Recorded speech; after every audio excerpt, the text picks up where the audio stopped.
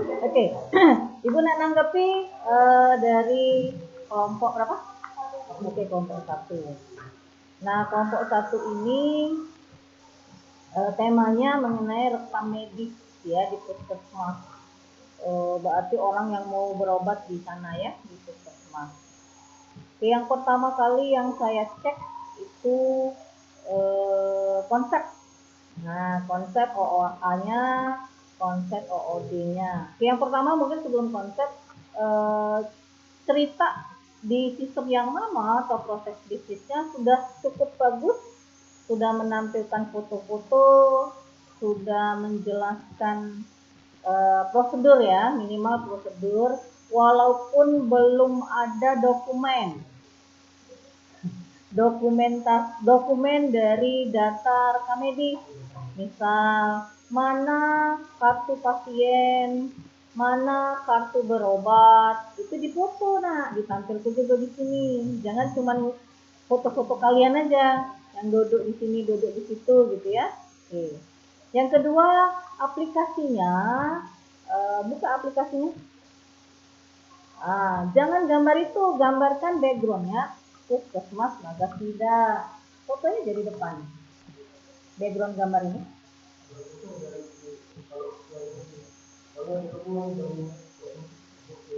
Alasan. Sama kayak kamu tadi. Jangan cari alasan apa tadi. Ya. Oke. Yang pertama yang saya lihat rancangannya sudah cukup bagus, sudah cukup baik, tapi tolong dicek lagi apakah sudah terkoneksi. Kalau saya lihat sekilas sudah lumayan baik ya, antara skenario dengan OOA-OOD-nya sudah lumayan cukup baik lah. Tetapi coba cek lagi, siapa tahu ibu keselip, namanya uang baru segino 5 menit 10 menit kan belum tentu semuanya bisa saya koreksi ya, tapi dibandingkan dengan kelompok tadi sudah cukup baik. Nah, satu lagi, cek metode di kelas, apakah ada di skenario. Misalnya kamu buat menyimpan, mengklik apa segala macam itu, kata kerja itu masukkan di metode ya, di kelas ya, di kelasnya. Oke. Kemudian research diagramnya juga sudah terkoneksi dengan skenario, activity diagramnya sudah cukup bagus, ini sudah lumayan bagus. Oke, kita langsung menuju ke programnya saja. Nah, programnya yang pertama di bab 4 itu, kalau kita bicara tentang program atau bicara tentang aplikasi, nah user dalam hal ini itu tidak buka database lagi dan tidak boleh mengotak-atik database. Aplikasi yang baik, aplikasi yang bagus itu pengguna atau user itu tidak buka database lagi. Yang boleh buka database siapa? Ya programmernya. Kalau user pengguna si karyawan, si dokter, si petugas puskesmas atau pasien dan lain seterusnya, itu tidak boleh lagi buka database karena dia tidak ngerti tentang program. Yang ngerti tentang program siapa? Ya programmernya. Ya usahakan entry user, nambah user baru itu di tampilan programnya, jangan buka database ya, kecuali kalau di dalamnya ada administrator database. Kalau di Bina Dharma kan ada administrator database, jadi nggak boleh lagi. Jadi kita sudah langsung interface antara program dengan pengguna, database nggak boleh lagi dibuka ya. Itu yang pertama, jadi jangan buka database lagi. Yang kedua, di bab 4 itu buatlah tutorial penggunaan mulai dari awal sampai dengan akhir. Gak usah buat nomor-nomor lagi. Untuk buka aplikasi ini, pertama usernya harus dientrikan dulu datanya. Ini formnya. Sudah dientrikan baru dia bisa login. Ini form loginnya, kayak gitu. Ya gak usah nomor-nomor tuh gak perlu. Buat tutorial aja. Oke, yang kedua, coba buka input data ruang. Ruang di sana itu ada berapa? Kita itu kalau rekam medis itu bicaranya jangan ruang, tapi nama poli. Ya, jangan ruang. Kalau ruang kan ada WC, ada ini, ruang apa, ada ruang ruang tunggu, ada ruang ini. Kalau kita bicara rekam medis, bicaranya tentang poli. Dia mau berobat di poli apa?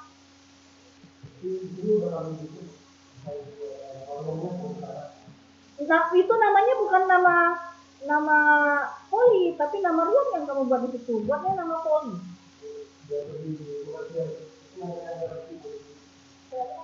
Kalau sudah masuk di puskesmas harus mengerti poli. Nggak boleh, nggak boleh karena ini karena itu nggak boleh, harus. Ya, jadi di puskesmas itu kan ada poli penyakit umum, penyakit dalam, gigi, segala macam di sana. Jadi buatnya nama poli aja, jangan nama ruang. Kalau nama ruang tadi ada WC di situ, ya. Nah, itu yang pertama. Buka dokter sekarang.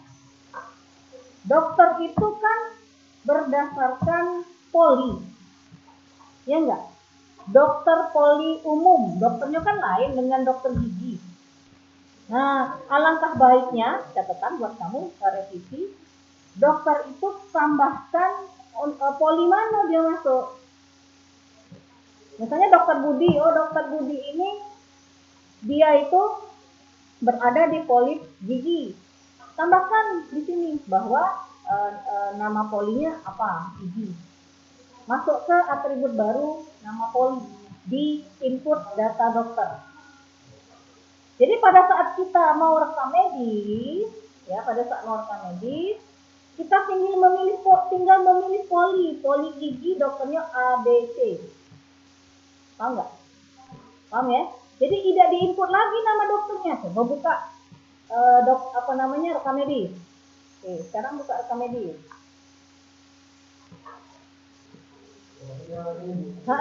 Pada saat kamu pilih poli di situ, keluar sendiri dokter poli gigi itu si A, si B. Berdasarkan inputan yang kamu inputkan di dokter. Jadi diinput ke poli dulu, sudah input poli baru input dokter. Dan input dokter baru rekam medis.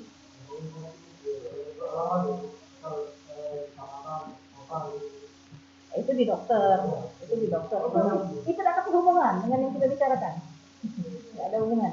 Nah, jadi pada saat kamu milih poli, coba ke bawah. Ada nama dokter kan? Nama dokternya mana? Nah, tidak milih lagi, keluar sendiri. Dok, yang kamu pilih misalnya poli gigi, dokter poli gigi itu dokter Budi dengan dokter Ani. Keluar dewek, Ani dengan si Budi. Nah, jangan pada saat kamu milih dokter poli gigi, tapi semua dokter yang ada di semua poli keluar. Tidak bisa seperti itu. Mak mana kalau si admin ini yang bakal ngintip ke rekam medisnya itu pegawai baru, salah klik dia. Mestinya dia dokter gigi, tidak taunya diklik dokter umum, kan kayak gitu. Paham ya? Nah, maksud ibu lah divalidasi di program bahwa kalau dia milih dokter gigi, poli gigi, dokter yang keluar si Ani dan si Budi baik. Tinggal kita pilih, boleh kalau mau dipilih juga boleh. Atau kalau misalnya dia cuma satu dokter itulah. Di puskesmas Nangkas satu poli itu berapa dokter? Cuma satu ya, berarti satu itulah. Ya, siapa tahu misalnya dia tip-tipan.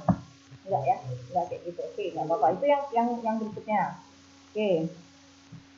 Kemudian ada obat di situ. Obatnya milih ya. Di bawah. Di rekam medis saja lah. Di rekam medis saja ke bawah. Nah, itu kan ada obat.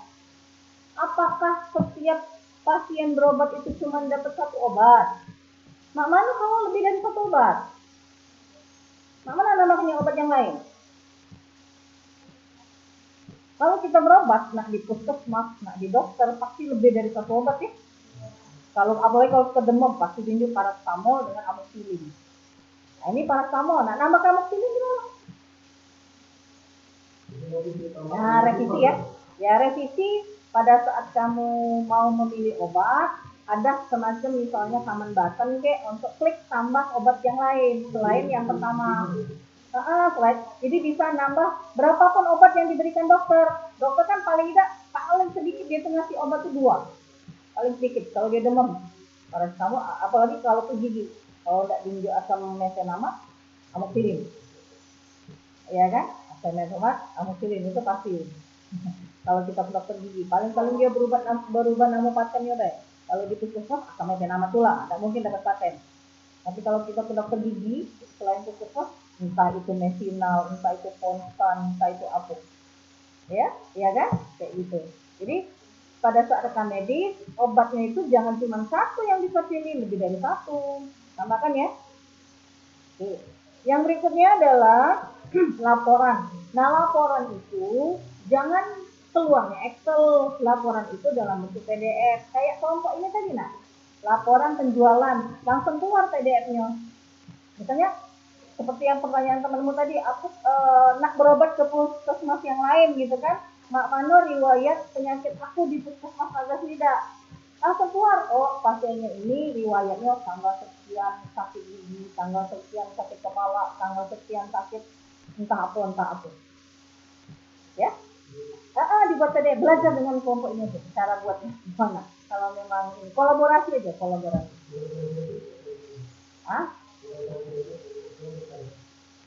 Ya tapi bentuknya jangan tabel. Bentuknya jangan tabel, itu kan tabel. Dibuat informasi. Kayak kamu misalnya mau berobat kemana, informasinya dapatnya seperti apa? Sesuaikan informasi itu dengan objek. Dia dengan puskesmas itu kalau memberikan informasi tentang penyakit per pasien itu seperti apa? Kamu implementasi itu di program kamu. Makanya nak perlu proses bisnis, perlu dokumen dari sistem yang ada saat ini. Untuk apa? Untuk kita implementasikan. Kalau misalnya tidak sesuai dengan kendak objeknya, tidak bakal dipakai programnya. Untuk apa kita buat susah-susah program, tapi programnya tidak dipakai karena tidak sesuai dengan kendak tidak sesuai dengan sistem yang ada saat ini. Kan gitu. Itulah perlunya proses bisnis. Itulah perlunya kita belajar analisa proses bisnis. Supaya kita paham bagaimana prosedur kerja dari sistem yang ada saat ini, bukan cuma cerita beserta dokumen-dokumen yang tadi juga harus ada dokumennya ya, kwitansinya. Yang ini juga mulai dari kartu berobat, kartu pasien, laporan rekam medis segala macam. Yang berkaitan dengan judul aja ya, Ahmad Hafiz ya. Jadi kalau dalam bentuk Excel ya lucu, nanti semuanya bisa tampil. Nah, buat juga buat secara spesifik laporannya per pasien. Sama boleh juga buat per periode kayak kelompok ini tadi, per periode. Misalnya kepala puskesmas Nagas Nida pengen tahu bulan Desember ini penyakit apa yang banyak diderita oleh pasien di bulan Desember ini. Oh, ternyata Desember ini banyak penyakit demam atau flu atau apa, sehingga bisa dijadikan laporan ke Departemen Kesehatan atau Dinas Kesehatan terkait. Nah, itulah kita belajar, atau prodi kamu kan sistem informasi. Nah, inilah yang bakal kita buat lagi. Nah, walaupun memang di tugas ini kita buat dalam bentuk cukup kecil dulu ya. Nanti pada saat kamu implementasi ke lapangan, skopnya mungkin lebih luas. Nah, ini belajar kita, namanya kuliah tempatnya belajar kan gitu. Kita belajarnya kecil dulu. Tapi paling tidak kamu tahu, oh informasi yang harus ditampilkan itu ini loh kalau bidangnya ini. Kalau penjualan ini loh. Nanti ada lagi kalau misalnya nyewa futsal tuh ini loh informasinya. Nah, seperti itu. Ya paham ya? Paling tidak kamu tahu loh, oh ini informasi yang harus ditampilkan. Oke, kelompok 1 sudah lumayan bagus rancangannya. Paling yang programnya aja diperbaiki, yang nanti akan Anda presentasikan juga di pertemuan ke-16 di ujian akhir semester. Paham? Ada yang mau ditanya sampai di sini? Cukup dulu ya revisinya ya.